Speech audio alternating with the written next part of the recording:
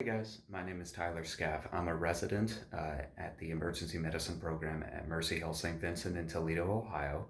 I've heard a lot of stuff recently from people posting on Facebook saying they've already been exposed to COVID. Should I get vaccinated if I've already been exposed? The answer is yes. And I can say this from personal experience. As an EM resident, working throughout the whole COVID thing since March, I have been exposed multiple times at varying levels of PPE, donning and doffing, to COVID directly. I've intubated people with COVID.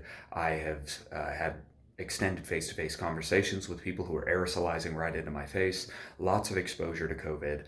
And I've been sick twice this year, and each time it was flu-like symptoms and felt like COVID. Each time my test was negative. Couple months after the second time I was infected, I got a blood antibody test, which was negative.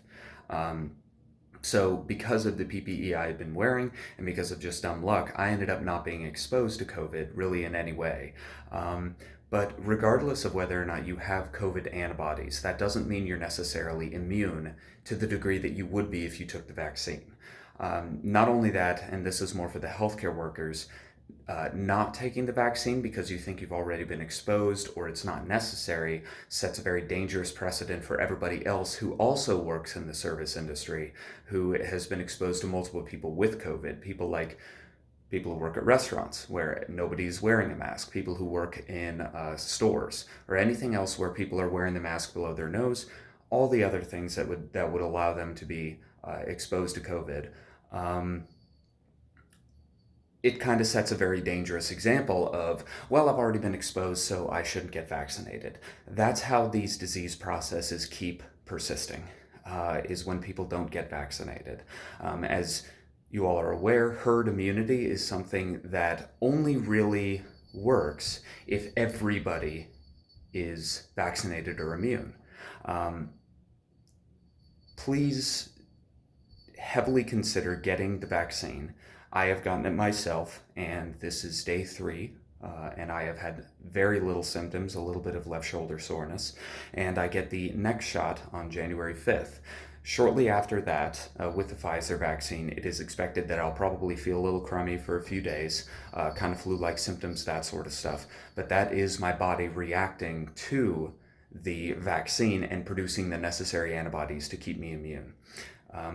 That is what you can expect from getting the vaccine, but it is a heck of a lot worse than COVID. And the literature so far has shown that 2 weeks after the second shot, you are 100% prevented from severe disease from COVID. Not to say that you won't get COVID, you won't feel sick for a few days, but 100% prevented from severe disease requiring intubation or prolonged ICU stay.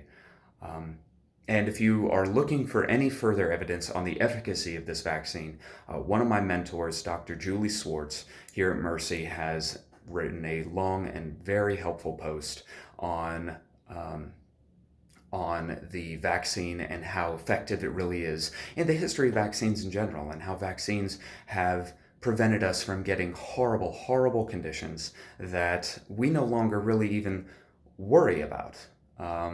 Things like smallpox, polio, epiglottitis, things that we just don't see that often because of vaccination and because everybody has gotten the shots. Unfortunately, we see these disease processes reemerge in communities where anti-vax is fairly common.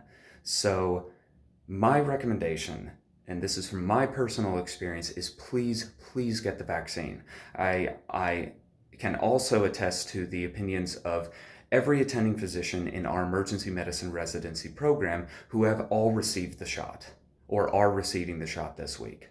Please get the vaccine. Especially if you are a nurse, a healthcare worker, please get the shot, okay? And feel free to message me with any questions or message anybody who's gotten the shot and ask how they're doing.